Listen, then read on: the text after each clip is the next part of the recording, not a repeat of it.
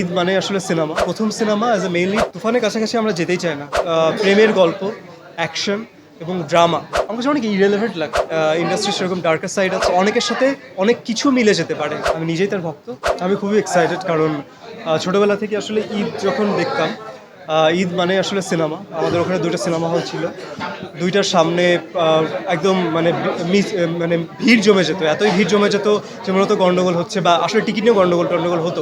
তো ছোটোবেলা থেকে এগুলো দেখা বা ঈদের সময় রাত 9টা না 10টার সময় যেমন ছায়াছন্দ হতো, যেটা খুবই সবচেয়ে ইম্পর্টেন্ট প্রোগ্রাম ছিল। সো বাংলাদেশের ঈদের সাথে সিনেমার একটা অলওয়েজ মানে আমাদের কালচারের সাথে ইজ ভেরি রিলেটেড। এরকম একটা উৎসবে আমার সিনেমা রিলিজ করছে, আমি বলবো যে আমি অনেক সৌভাগ্যবান, কারণ প্রথম cinema as a main lead এবং সেটা ঈদে রিলিজ করছে। সো আমি তো খুবই এক্সাইটেড এবং I am blessed as well as. তুফানের কাছাকাছি আমরা যেতেই চাই না। তুফানের মতো বিজনেস করবে। তুফান যেটা বলছে যে 100 কোটি বিজনেস করবে, যদি এটা করে আমি বলবো এটা ইন্ডাস্ট্রির জন্য অনেক ভালো। কারণ তুফান যদি 100 কোটি বিজনেস করে, নেক্সটে আমরা আশা করবো যে আমাদের সিনেমা 100 কোটির বিজনেস করবে। আমরা ওইভাবে সিনেমাটা বানাইনি, আমরা বানিয়েছি আমাদের টার্গেট অডিয়েন্সের জন্য। এটা সবার জন্য সিনেমা, খুবই মজার সিনেমা। তুফানকে আমরা অবশ্যই লুক ফরওয়ার্ড করি এবং বাংলাদেশের সবচেয়ে বড় সুপারস্টারের সিনেমা। সুতরাং ওই প্রেশার বা ওই কম্পিটিশন আমি একদমই ফিল করছি না, কারণ আমি ময়ূরাক্ষী নিয়ে অনেক বেশি কনফিডেন্ট। সুতরাং ময়ূরাক্ষীর অডিয়েন্সের কাছে যাবে এবং আমি বলবো যারা তুফান দেখছেন অবশ্যই ময়ূরাক্ষী দেখবে। আমি আসলে উনি আমার সিনিয়র, তার সাথে আমি প্রথম কাজ করেছি।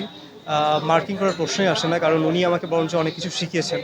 বিকজ উনি আমার সিনিয়র। এজ এ কমার্শিয়াল সিনেমাতে কিছু জিনিসপত্র থাকে যেগুলো আমি ওনার থেকে শিখেছি অ্যাজ এ কো আর্টিস্ট। সুতরাং এটার প্রশ্নই আসে না। শিখেছি বলতে হয় কি যে যেরকম বড় পর্দার কিছু আলাদা ছোটো ছোটো ল্যাঙ্গুয়েজ থাকে, এটা আসলে না একদম ডিটেলে বলা খুব টাফ।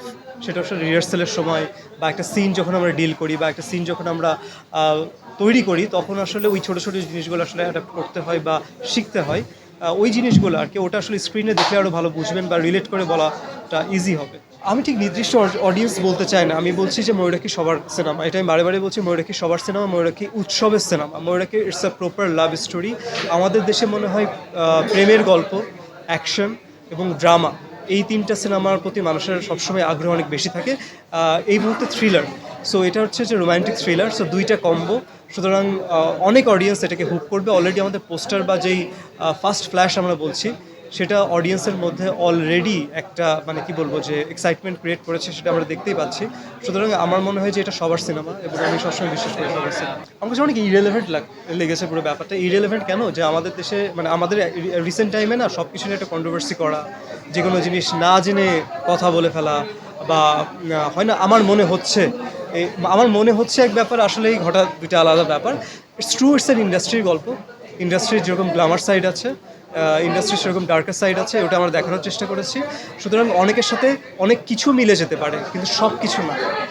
আমার প্রত্যাশা, আমি একটা কথা এর আগেও একটা ইন্টারভিউ বলেছিলাম, সেটা হচ্ছে যে আমরা যখন প্রথম সিনেমাটা শ্যুট করি এবং আমরা যেটাকে রাশ প্রিন্ট বলে, সো রাশ প্রিন্ট মানে যেখানে মিউজিক থাকে না, যেটাতে প্রপার এডিট থাকে না, কালার থাকে না, কিছু থাকে না, ওইটা আমরা পাশাপাশি বসিয়ে অনেক ধরনের অডিয়েন্সকে দেখানোর চেষ্টা করেছি।